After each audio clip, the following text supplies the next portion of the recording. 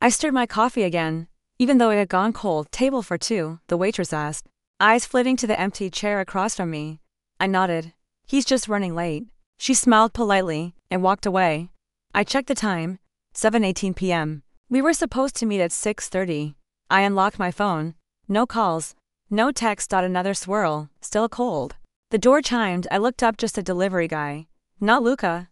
Never Luca. A buzz. Finally. Luca, 7:19 p.m. Let's take a break. I need space. I stared at the screen like it was a mistake. I blinked. Read it again. I replied. Me? Are you joking? Where are you? No response. My hand trembled as I dropped the spoon. A loud clang. People stared. I left cash on the table and ran out. The cold air slapped me. The street was too bright, too loud. When I got home, Aunt Miriam was folding towels on the couch. Where have you been? She asked. I was supposed to have dinner with Luca. Her eyes softened. Let me guess. He didn't show. I dropped my purse. He texted me, said he wants a break. She paused, hands mid-fold. Iris, no. Don't start. You never liked him. And now you know why. I walked past her, into my room, slammed the door. Collapsed on the bed. My phone buzzed again. Notifications from a group chat. I opened it.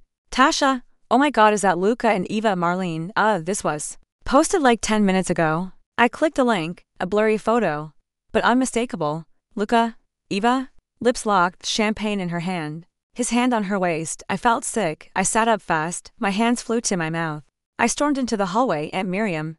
I held up the phone. There. At a party. He's kissing someone else. She took one look inside. Iris, listen. No. You listen. He told me he loved me for 3 years. And what did he show you? She said quietly. Sometimes love is just a story people tell to get what they want. I sank to the floor. I don't understand. Why today? Why my birthday? She knelt beside me. Because people like him don't care what day it is. They only care about themselves. I shook my head.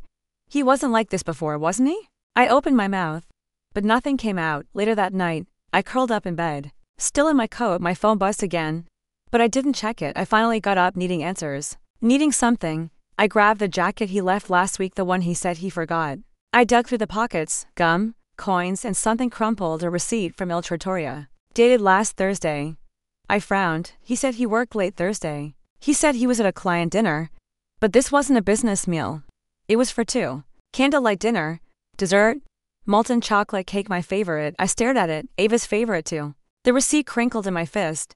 I went to the bathroom and looked in the mirror. You're so stupid. I whispered. He was already gone. You just didn't want to see it. Flashback. Do you trust me? Luca had asked. Smiling down at me as we lay on his couch 2 years ago. With everything I'd said. Smiling back. He kissed my forehead. I'd never hurt you. I looked back at myself in the mirror. You lied, I said aloud. You already were. I walked back to my room, numb, and flopped onto the bed. My phone buzzed again. I unlocked it. Another photo. Luca and Eva. This time, they were laughing. His jacket was off. She was wearing it. I stared. Then I opened our old chat. 3 years of texts. 3 years of I love yous. 3 years of fake promises. I tapped select all. My finger hovered. Wait, I muttered. I scrolled up and found the last voice message he sent me a week ago. I pressed play. Luca's voice. Happy early birthday, baby. I'm sorry I'll be caught up with work next week. But I promise I'll make it up to you. I love you, you're my world. I stared at the ceiling. Then I whispered. You lied in your own voice. I hit delete. Everything but that voice note. Iris, the knock was soft. But I pulled the blanket over my head again. Iris, it's been 3 days. I didn't answer. I hadn't moved from my bed except to cry or throw up.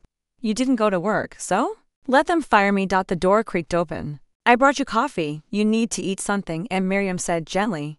I'm not hungry. You said that yesterday. I sat up, hair sticking to my cheek. I said I'm not hungry, not dead. She placed a mug on my nightstand. You don't look far from it. I turned my face away. Thanks. A pause. You want to talk about it? No. She sighed. You can't stay like this forever. Why not? He got to walk away just fine. He moved on before he even let go. Iris, just go. Please. I heard the door close. I hated how quiet the house felt afterward. I reached for my phone, then pulled my hand back, then grabbed it anyway. No new messages. Of course not. I opened her old chat again. My thumb hovered. I didn't want to read it, but I needed to. Look at 2 months ago. You're the only person who sees the real me. Me. I always will. What a joke. I scrolled further. Luca, last birthday. I'll never leave you. Even if the world ends, I'm yours. I threw the phone across the bed. You're a liar, I whispered. I picked it up again and hit play on the voice message he left me 2 weeks ago. Luca's voice. I just miss your voice. Call me when you can. I need to hear you. You calm me down.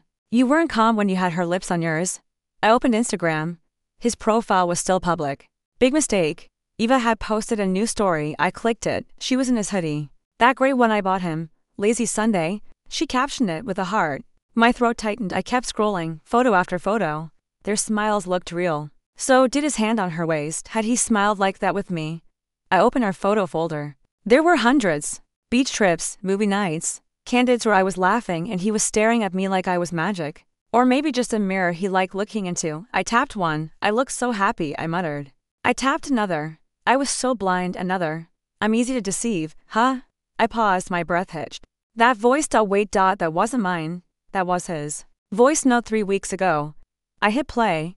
Luca laughed. She actually bought it.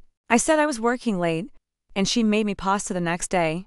Eva giggled. You're awful. You're the one who said she looked like a kicked puppy. Guilt trip central. Oh, please, if she hasn't figured it out by now, she deserves it. I felt my stomach drop.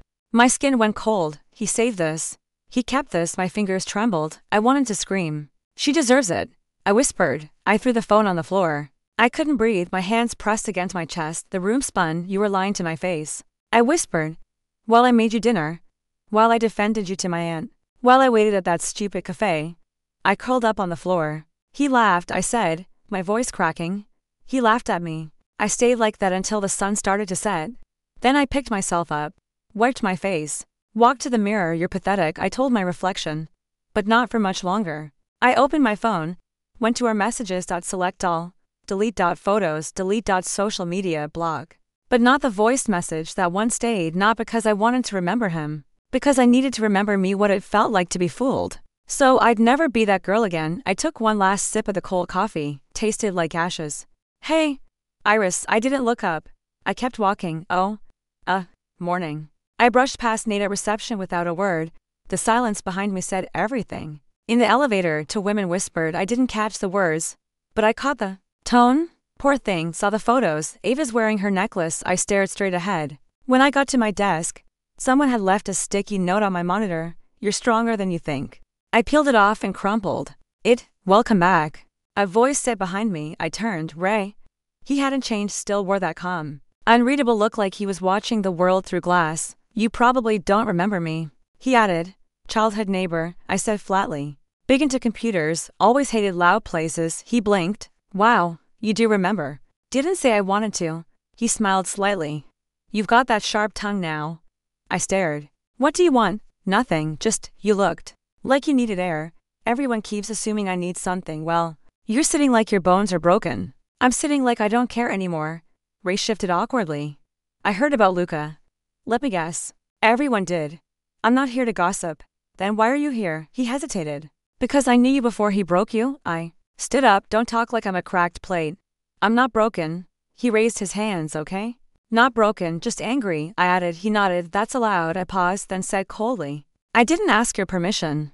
He gave me one last look before walking away. I sank back into my chair. My hands were clenched.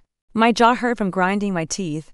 Why did kindness feel like poison at lunch? I sat in the back stairwell. Cold tiles, no footsteps, just silence. I opened my notebook. Page 1 was blank. I wrote. He chose her, lied to me, laughed about it. I was nothing to him. I stared at the words, then added. But I won't be nothing forever. That night, I sat on the floor of my bedroom with 4 books open in front of me. Body language, psychological manipulation, corporate warfare, power dynamics. Aunt Miriam would call us dangerous, I muttered. Then I wrote again. If love is war, I've been unarmed for years. Time to change that. The next morning, Ray passed me in the hall. You look different, he said. I showered. No, it's in your eyes. What? Less crying, more calculation, something like that. I tilted my head. Don't get sentimental, Ray. It doesn't suit you. He smiled faintly. And who does cold and bitter suit then, apparently? Me? He paused, then said, just don't forget who you were. I'm not planning to go back, maybe not. But don't become someone else's mirror. You're more than what he did to you. I looked him in the eyes. What he did made me see everything clearer. He didn't argue. That evening, I stood in front of my mirror, hands gripping the sink. You still look like her, I whispered, the girl who waited at the cafe, the girl who believed him. I leaned closer. But she's fading, I closed. My eyes breathed in and said it out loud. I won't be anyone's fool again. Name, Iris Mercer. The HR woman barely looked up. Oh, the intern from Crane's recommendation. I smiled. That's me. She motioned toward the elevators, floor 18, digital strategy team. Ask for Luca. Double quotes perfect. I stepped into the elevator. The doors closed and I caught my reflection, calm, professional, smiling, fake. Luca's voice hit me the second the doors opened.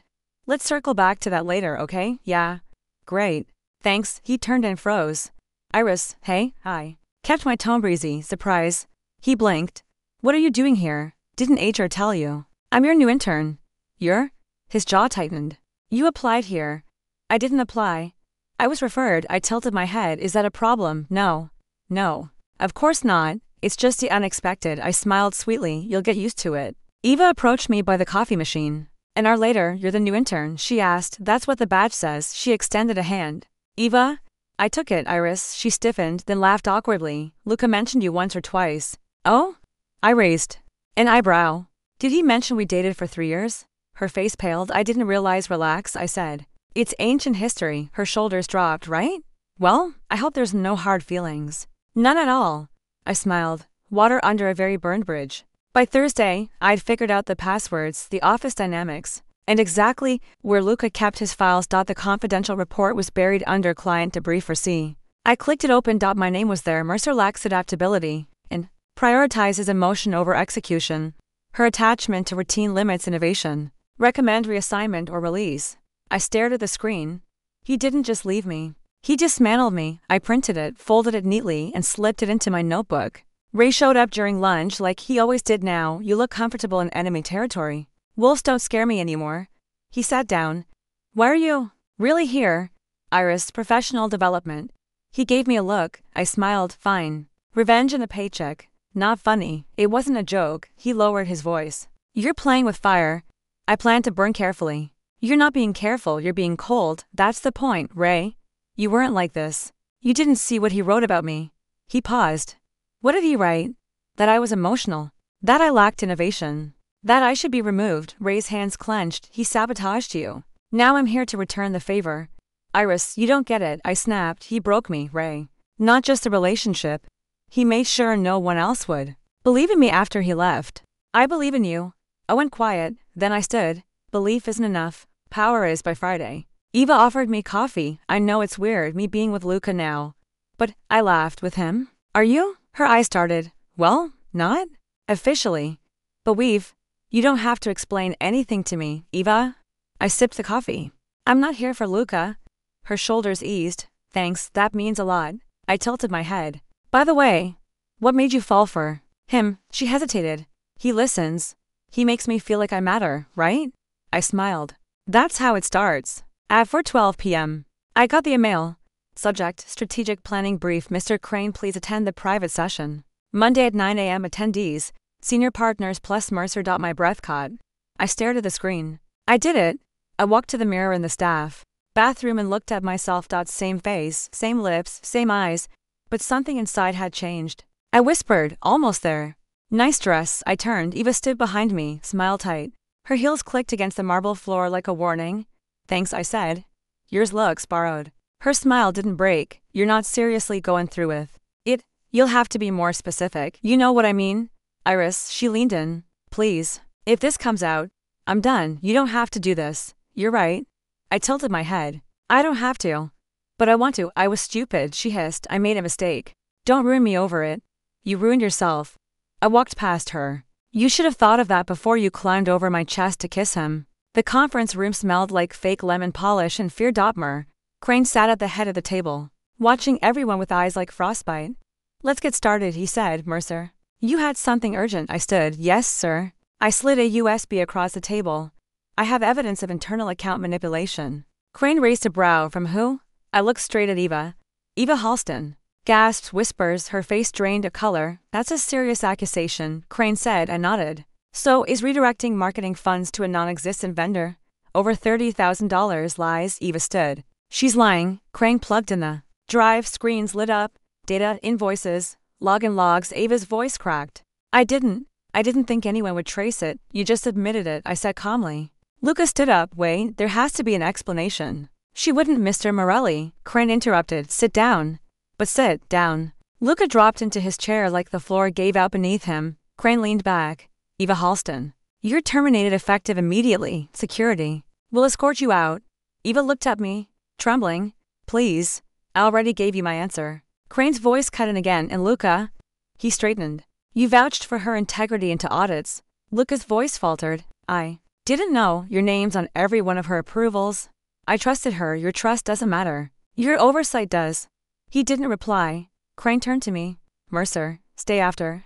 The rest of you leave. Everyone filed out like smoke. The retreat ended in silence. No fireworks, no closing speech. Just a vanishing Eva and a shaking Luca later. As I walked through the garden path behind the villa, someone called my name. Iris. I turned. Luca stood there. Tie loose, face pale. Why, you mean? Why did I expose her? Or why didn't I warn you? His voice was low.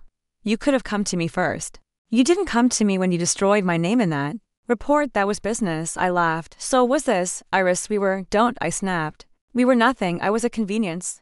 That's not true. I stepped closer. I waited for you on my birthday. You kissed her in public while I cried at home. And now you want explanations? He exhaled. I never meant to hurt you. I know, I said. That's what makes it worse. You hurt me so casually it didn't even register. He looked away. I pulled out my phone, opened the voice message. Luca's voice, laughing. She actually bought it. I said I was working late. He froze. I let it play again. Where did you get that? He whispered. You saved it. I said. You just forgot to delete it. He looked sick. You've changed. No, I said softly. You just never really saw me. Double quote silence. I took a step closer. This isn't revenge, Luca. This is clarity. His voice cracked. She's gone. Everything's falling apart. I leaned in, my voice cold and clear. This is just the beginning. Then I walked away. Full time, I repeated. Dotmer. Crane nodded. Senior associate. Directly under me. Effective immediately. I blinked. Why me? You see patterns. You don't flinch. And you're not afraid to bite. When others beg, that's flattering. It's factual. I hesitated. And Luca? He's being moved. Downward. I smiled faintly. Guess some gravity's overdue. Leah knocked on my door with her lunch tray, and too much hope in her eyes. Do you mind if I eat here? She asked. Sure. She slid into the chair. You're kind of a legend already. I arched a brow. Legend? Eva? Luca? The fraud thing? Word spreads. I stabbed my salad. Careful, Leah. People who get too close to legends usually get burned. I don't scare easy, she said with a grin. Neither did I once. She tilted her head. Do you ever miss who you were before all this? I paused. Sometimes. But I don't miss being blind. Ray stopped by my office that evening. You're late, I said, glancing up. You're still here. Touche. He leaned on the doorway. Big promotion. Congrats. I nodded. You already knew. He stepped in. Everyone knows. Silence stretched. You're different now, he said softly. I've heard that before. But I still see her. The girl who used to build blanket forts and call them kingdoms. She died. She grew.